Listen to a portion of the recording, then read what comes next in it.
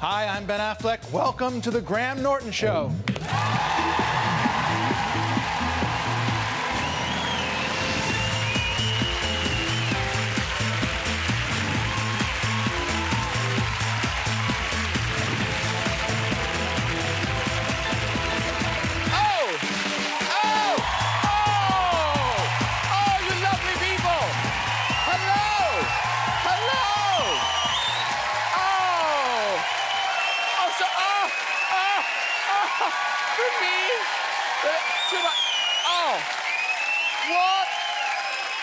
What an amazing welcome. Are there more people in here than normal? What's the story?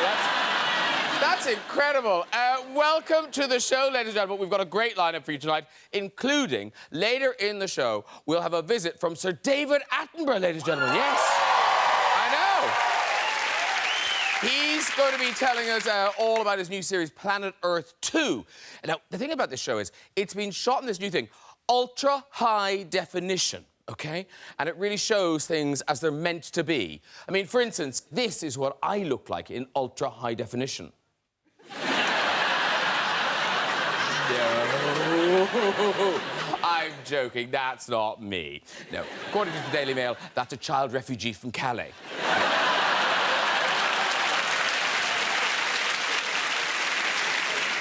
So David has had such a great life. Last year, he even met Barack Obama. He did, yeah. And this year, he was introduced to Donald Trump. Let's get some guests on! We'll be meeting Sir David later, and we'll have music and chat from the mighty Sting, everybody!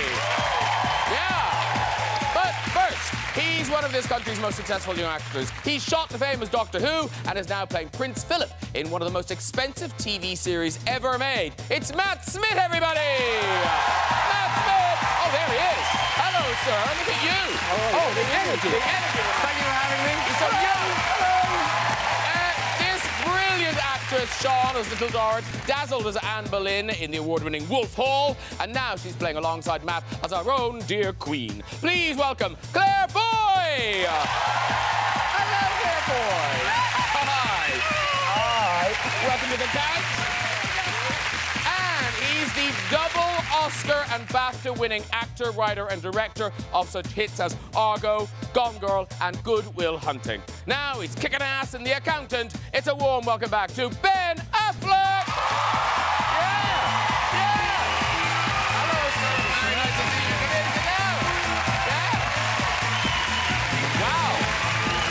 Oh! Oh!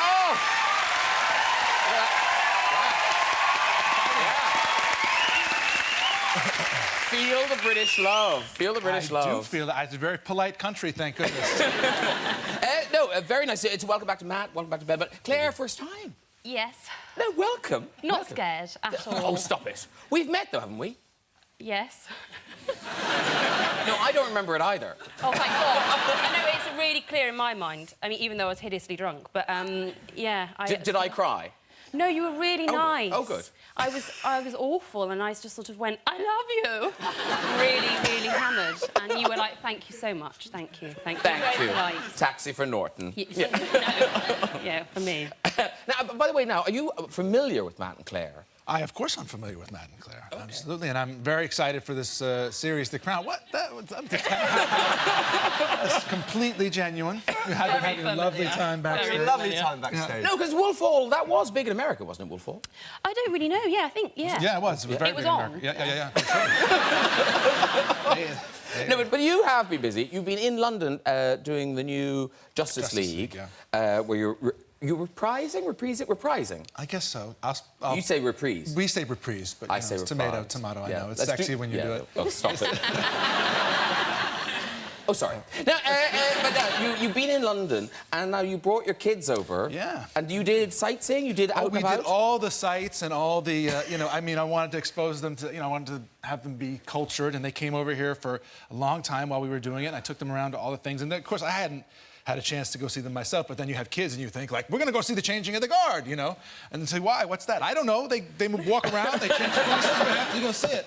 And and I thought there would be, like in America, if you went to do a tour of something like the changing of the guard, there'd be, I hate to admit this, but there'd be like a VIP pass. You know what I mean? Like, you could get backstage, you know, and like they'd accommodate you. And so I got a tour guide figuring, this guy will accommodate me because I'm a celebrity and I should be backstage and have easier access than regular people for some reason.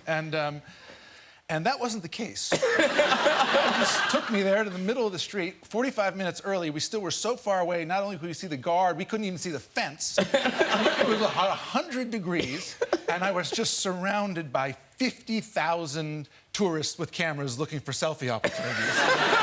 It just became like an exercise in, you know, the examination of what extent you can go with a selfie. And we never saw the guard change, and I was like one of those dads who wouldn't admit defeat. I was like, just beyond that horde of people is something you should be paying attention to. It was a disaster. Yeah, you didn't miss a lot.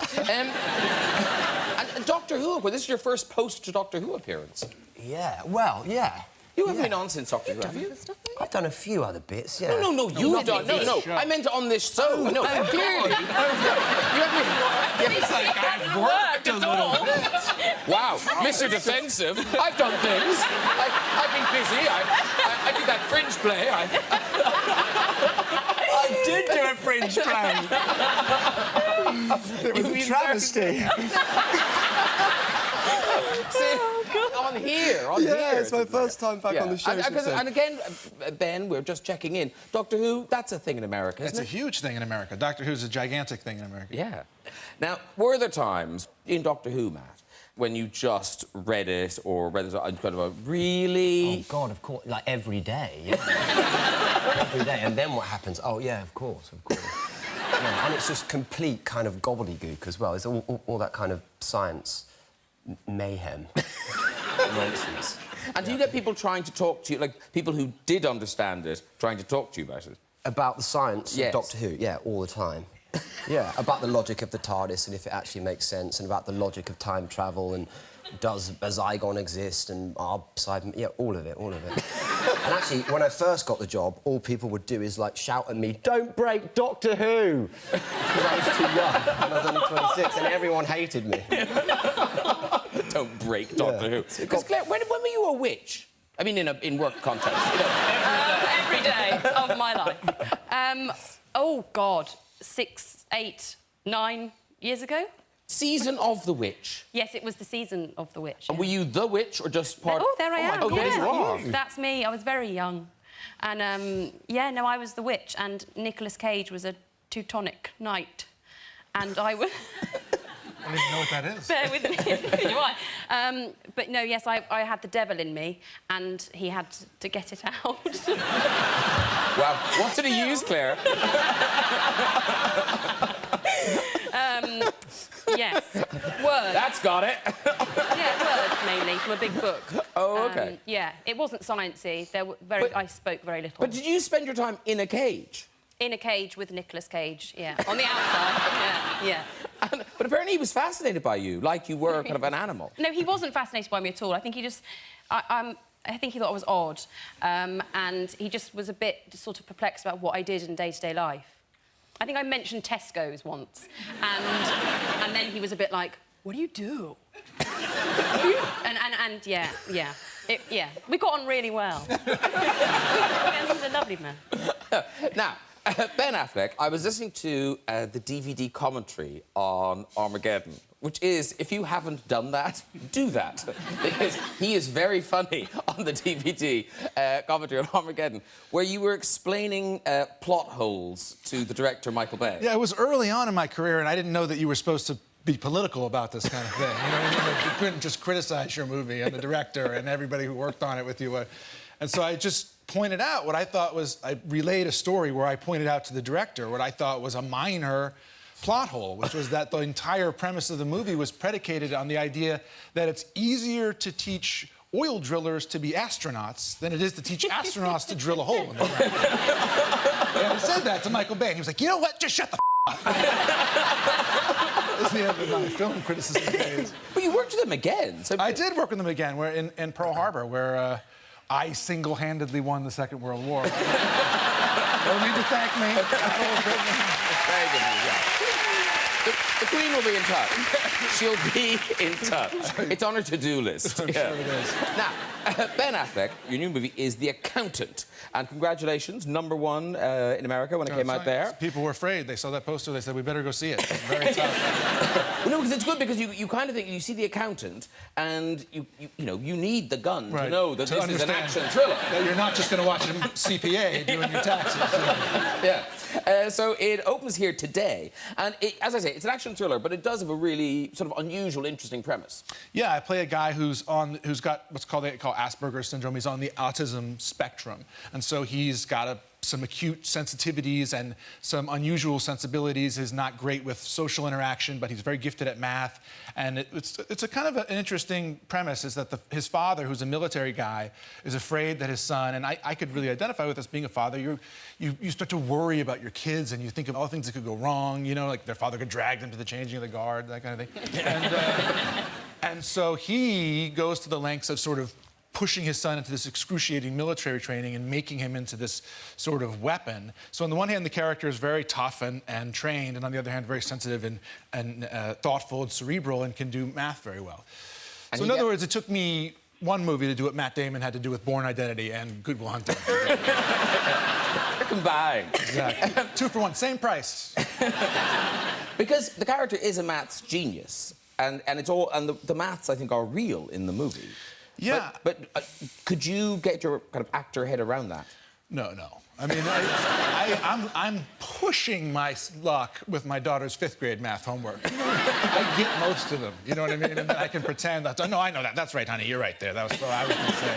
But I'm not a math genius, but the director insisted that all of the sort of numbers that were all over the place had to be exactly right. So rather than me being able to just make up numbers as I went, there was somebody faithfully off camera going 7, 14, 42, 36.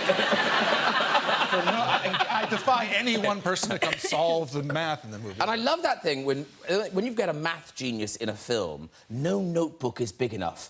They have to write on the walls. They have to write on glass. Oh, yeah, they love a window, anything. That's how you have to do it. But who does that? They don't make you do it. Oh, God, no. No, what I did was we wanted it to be authentic, so they did a really interesting thing, which was that they got me to do my handwriting, and they scanned it all, and they made a font of my handwriting that the computer could do, and then they gave it to me, which was cool, until I realized, I could always just handwrite it as well. Not all that cool. But they had a font that was the Ben Affleck handwriting font, and then they used that to make all We're so jealous now. So every letter can be handwritten now. Yeah. I'm sending this personal note to you. I wanted to take this time. Because I care, I wanted to reach out directly. Do forgive the handwriting.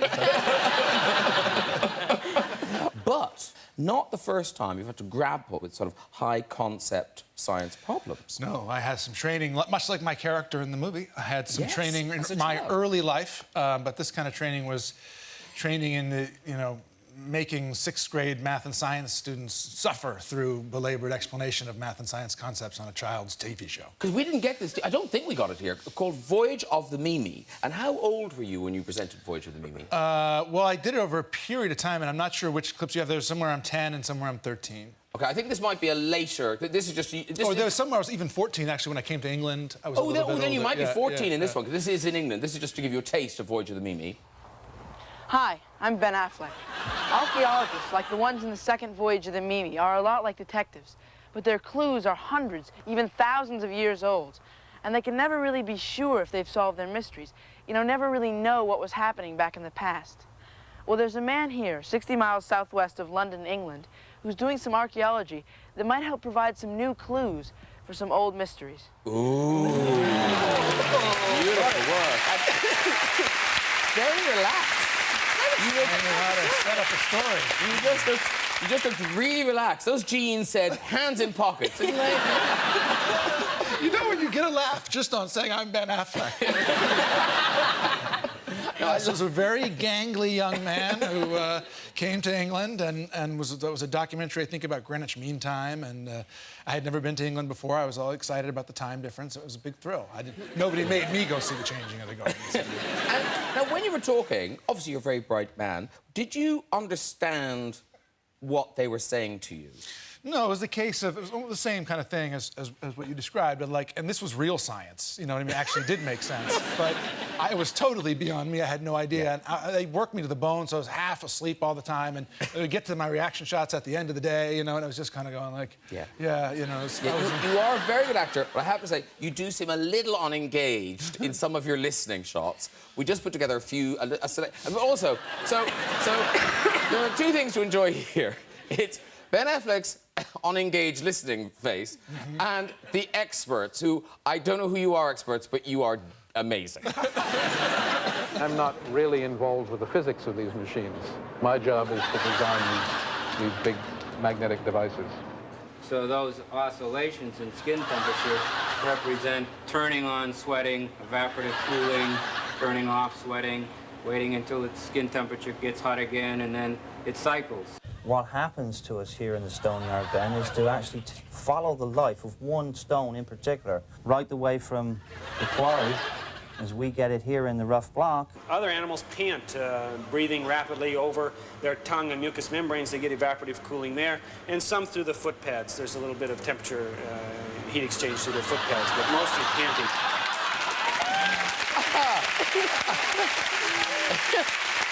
You did well. That is I still use that face. Come here. That look is all over Pearl Harbor.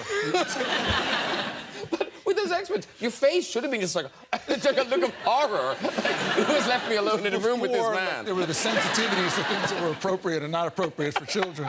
How about if he sweats, takes all his clothes off, and you guys do a scene? It's okay, he's wired up. We'll be fine. You can tell if his pulse goes up. Because that is hard, though, the listening. Are you good at the listening phase? I find listening just terribly difficult anyway.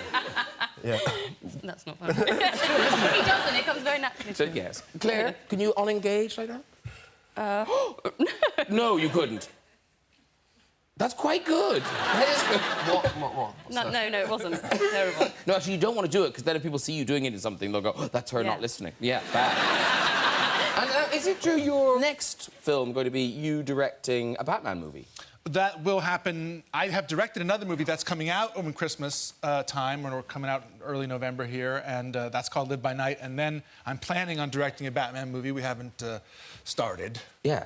And the Live by Night, though, that's a real kind of passion project of yours. Yeah, that is. That's like it's a sort of a period gangster story. It's my kind of love letter to the old Warner Brothers gangster movies of the 30s and 40s, and the days when an epic Hollywood movie was about, you know, extras and costumes and production design. And so it's got, hopefully, a lot of sweep. And I hope people are still, there's some old people left who are still interested in that kind of thing. Remember those movies. But it's really special. I really love it. I'm looking forward to it. It's a lovely movie. We have a lovely cast: Brendan Gleeson, Sienna Miller, wow. Zoe Saldana. Great people. Are you in it as well? I do, unfortunately, appear briefly in them, but only very briefly. And then I'm... Is that always a weird thing? Where, like, I know who'd be very good in this role. The embarrassing thing is that the character in the book is 20. You know what I mean? And so it wasn't, I was like, well, I don't think, it seemed like I could play close to 22-ish, 25. So then the producers convinced me that I had to make all these changes to the plot in order to accommodate my geriatric status. And it's out here, I think, in January. I think Yes. It's out here. OK, we'll look forward to it. Thank you. Very good. Now, Matt and Claire's new series, The Crown. It's out now on Netflix. And Can you get it now? Can you download it now? Yes. Yes. No.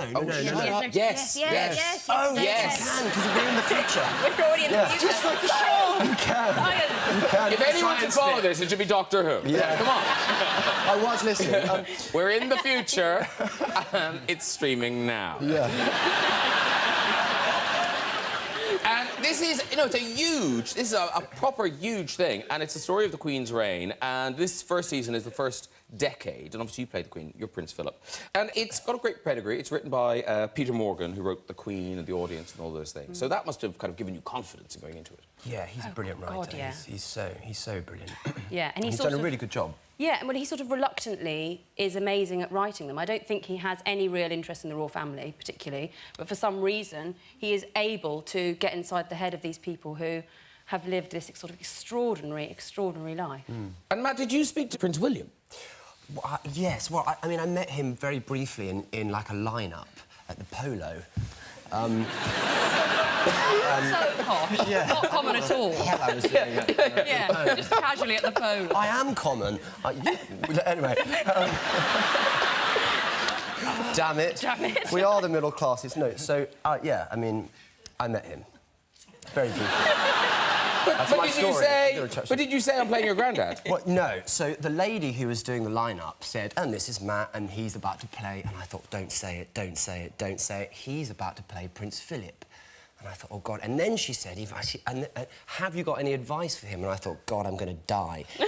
And all he said was, legend. He's an absolute legend. Nice. And I went, yeah. Easy. Yeah, he is. Yeah. No pressure that. Yeah. That's all it takes. Good acting note. Yeah. And you're playing legend. Go. I know, panic now.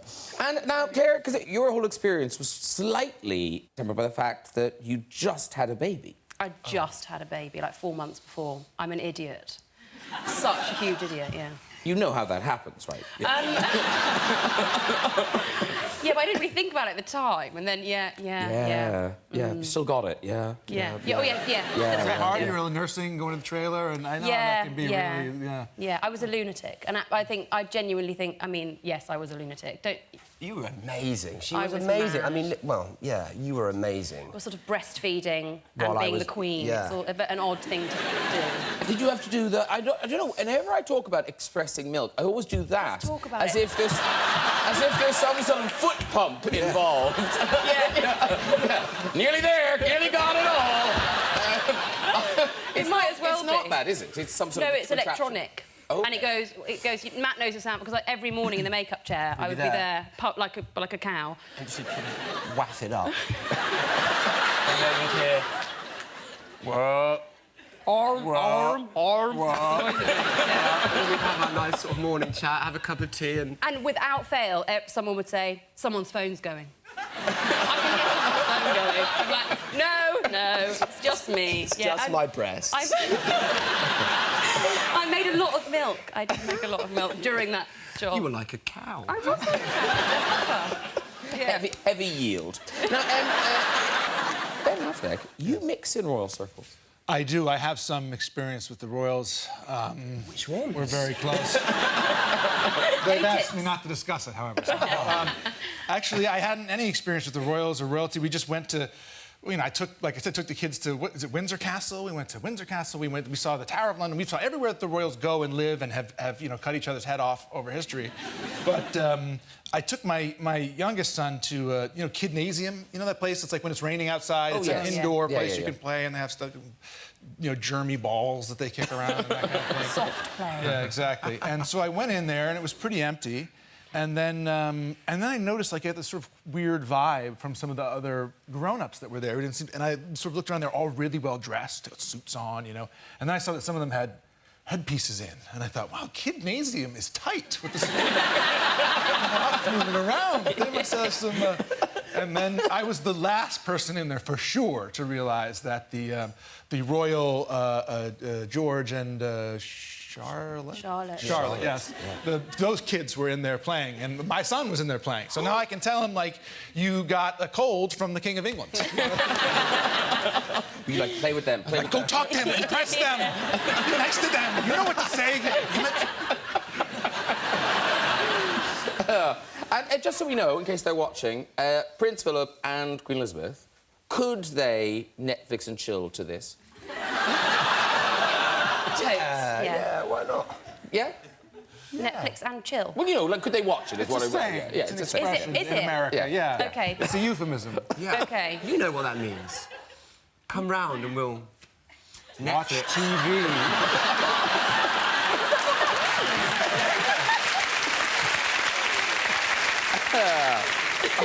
All right. Well, speaking of royalty, my next guest is a knight of the realm. Please welcome the broadcasting legend that is Sir David Attenborough.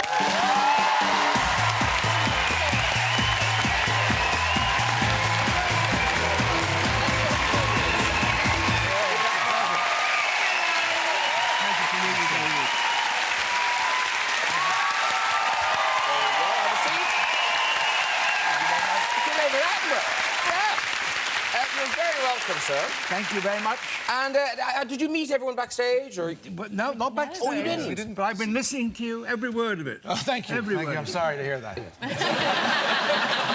And we were talking about the Queen, and of course, you played a part in her 90th birthday celebrations. I did.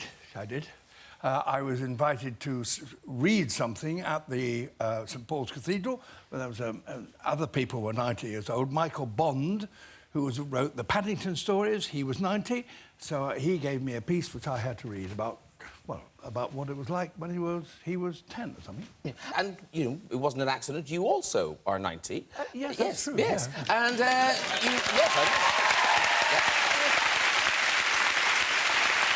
Don't have to do anything. Yeah. But did you do anything? Did you have a big... Because you were on here before your birthday, and you were sort of poo-pooing and you weren't going to do anything. Did you have a jamboree in the end? Yes, we had all the families for a party, and the people on the road for a party, and pals for a party. So, yeah, we had 3 parties. Oh, lovely. Did they give you the bumps? No, I'm guessing not. That would be a lot. Now, still going strong, your latest extraordinary BBC series, Planet Earth 2. Now, it starts on BBC One this Sunday at 8. You're still capturing things on film for the first time in this series. Oh, yeah, several things. There was a pygmy sloth, which I don't think had ever been filmed before, and it was swimming. Was that a pygmy sloth?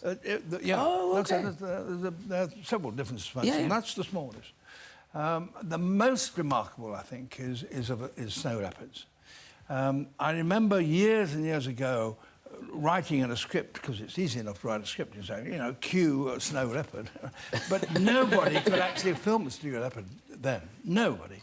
Couldn't get it. It's a very rare animal. It's very solitary. It lives in the high Himalayas, you know. But this time we've got gear and clever cameramen who know how to do it. We've got things called camera traps.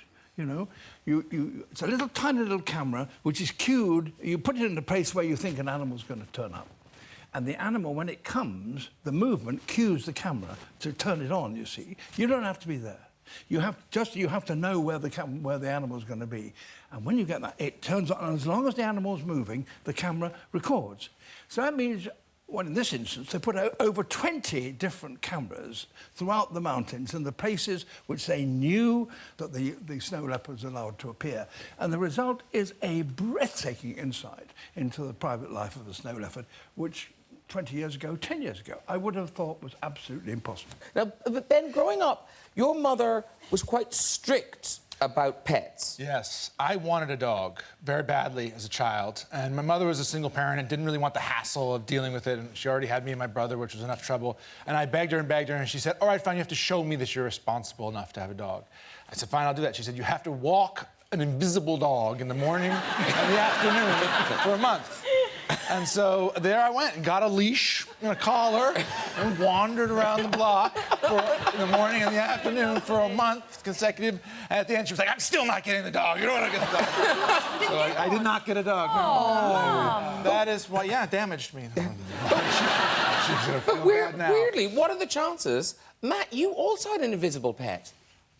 Well, yes, I had an imaginary friend who was a kangaroo.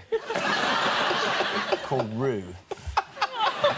Because I used to break things, so then I would blame it on the kangaroo. And then, at about the age of 4, I realised that it was a pointless exercise. Yes. And Claire, you are scared of most animals, it sounds like. Yes. Yeah. I didn't grow up... The thing is, I only had sort of guinea pigs or rabbits and things. And then, you know, I did meet an elephant recently called Rachel. And she was really lovely. We got on very well. And, but, yeah, I just genuinely am very aware that they're very big and powerful and probably don't like me very much. So I just sort of stand back and let them carry on and be scared and cry. Well, was it the elephant that was not very nice to you? It did throw, like, poo and things at me. But that was just because it was bored. It sort of flicked them up at me with its trunk, but it was bored of me by that point. It had met me, it sniffed my hand. Yeah. Throw Yeah. Everyone's a critic, And we were thinking about this, so David, you know, because you've done so much filming over the years, you've been on location, you've been in all sorts of extraordinary situations, we've seen them, we remember them. What were the times when you felt most in danger, where you really thought this might be it? not very often, actually. I suppose the time when I really thought maybe this was not going too well was when I was with a very great expert, an East African expert, knew about big game. He was a great elephant expert. And I was travelling with him in a Land Rover through Africa. And we were driving along perfectly happily, and I heard a sort of... and it disappeared, and my expert friend said, "Did you hear that?" And I said, "What?" He said, "Well, that noise then." I said, "Yes." He said that was we were charged by a rhino. I said, "Really?" "Oh," he said, "Yes, it's a dummy charge. That's what they do, dummy charges. They come out and they just charge, and then if they drive off, no bother at all." So I said, "Oh, very interesting." And then suddenly there was this noise again.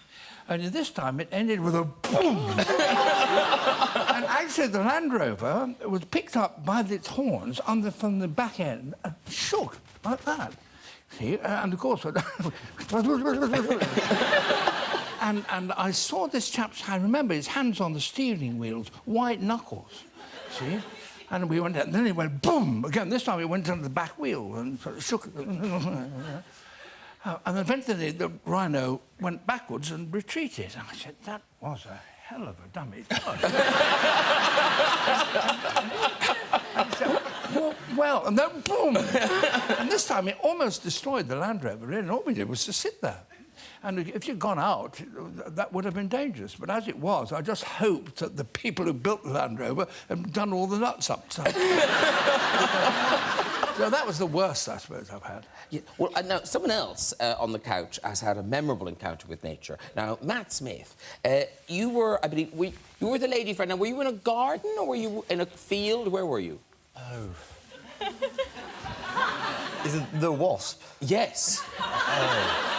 Well, I was under a sort of veranda. It was like a Moroccan veranda. This is a while ago, I might add, but I was under a sort of veranda, and we were... You know, we were. Yes. She was on top, and you get an idea. Sorry to be crass, but anyway, to cut a very long and terrible story, thank you, Graham. What happened was, it's sort of mid-thrust, as it were. This is true. It's terribly true. I was stung. Ooh. I was stung on me goons. So I sort of yelped out, and she obviously thought it was incredible. And I got up and started hopping around, and the bloody wasp had stung me on the knackers. Oh, thank you for that. That deserves a round of applause. You poor man. Right, it is time to meet my musical guest. Now, from supergroup The Police to a glittering solo career, he has sold over 200 million records. Now he's back with his first rock album in more than a decade. Please welcome for the first time to the show, Sting, everybody!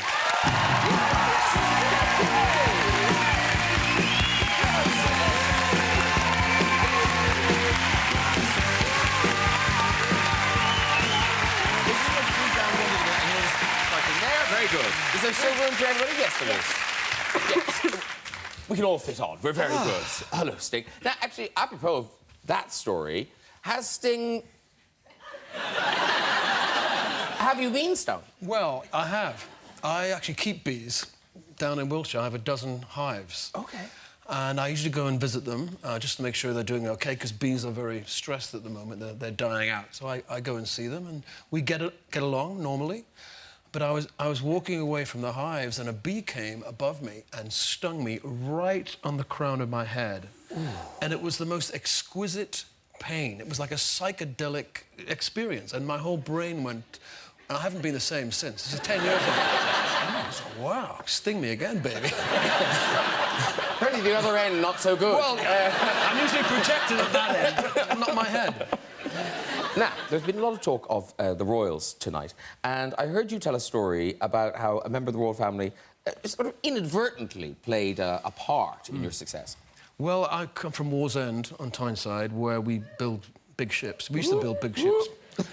And the only celebrities we ever saw were royals. When they would come and launch a ship, they'd make a speech and, you know, throw some champagne over the bows and launch the ship into the river.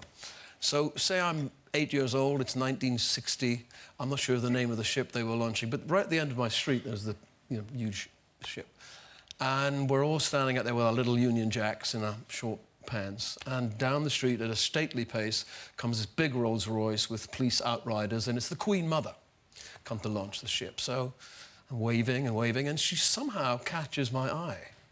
And, she's doing her royal thing that they do. Claire, is that good? That looked very accurate. She catches my eye and stays with me and has this amazing effect on me because I think, I don't actually want to be in the street. I don't want to end up in the shipyard. I want to be in that car. Really, I want a bigger life. I want to be in the world. And so she, I suppose, fired my ambition. So thank you. Yes. And here's the thing, it's a decade, as I was saying, since you last produced a rock album. So how does that happen this time? Was it a decision, or was it just an accident? That was the music you started to make? The most important element in music for me is surprise. When I listen to music, I want to hear a surprise. When I compose music, I want to plant a surprise very early in the composition. And when I decide what kind of music I'm going to present to the public, I want to surprise them. So for 10 years, I've made kind of esoteric, reflective records. So what will surprise people? A rock and roll record. And I think I've done that. Everybody's going, wow, didn't expect that. Yeah. And so I'm very happy. And 15th, 7th and 9th is the name of the album. And what are you performing tonight? I'm going to do a song called I Can't Stop Thinking About You. Oh, stop it. There's really no need. We booked you anyway. Well, what is it about? Is it about somebody? It's actually about writing. Oh, okay. It's about facing the blank page every morning and saying, what on earth is underneath the blank page? It's like a field of snow. I'm hunting for inspiration. It's like a snow leopard. We take it all back full circle, ladies and gentlemen. Right, Right, your band is waiting for you. So if you want to go over there and get ready, we'll hear the song. Thank you very much. Sting, everybody. Thank you. Shortly, we'll have this week's stories in the big red chair. But first, performing I Can't Stop Thinking About You, it's Sting! Sting, everybody! Fantastic job, Sir Sting! Thank you. That sounds so good. Have a seat down the end, and then we'll do some red chairs and we'll get you out of here. Sting! Well done. Very good. Yeah, that was great. Thank you. And the album, 57th and 9th, is out on the 11th of November. And will you go back on the road?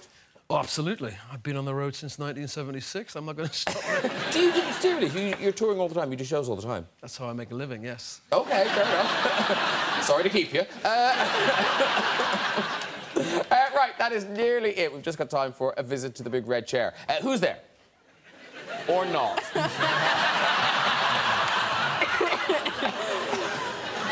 Hello, what's your name?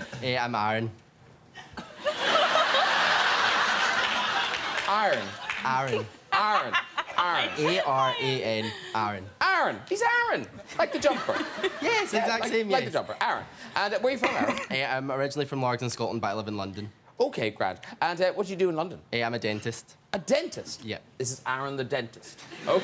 Aaron the dentist, off you go with your story. OK, so when I was 14, went on holiday to Tenerife with my parents, had a great holiday, came home on the Sunday night to start school on the Monday. On the Sunday night, went for a shower, slapped on some after sun, didn't really think much about it, till the next morning, woke up, looked in the mirror, was covered in orange blotches. Turns out I'd used my mum's fake tan by accident instead of the after sun. Went in, said to Mum, no way, not going to school. And she basically said, no, you're definitely going. Sent to school, got taken there, and basically was ridiculed all day and got given the nickname Aaron Brew. That saved it. That saved it. You can walk, Aaron Brew. Very good. All right, if you'd like to join us on the show and have a go at the red chair, you can contact us via our website at this very address. That is it for tonight. Please say a huge thank you to my special guests, Sting! Matt Smith, everybody! Claire Foy! Ben Affleck! And Sir David Attenborough!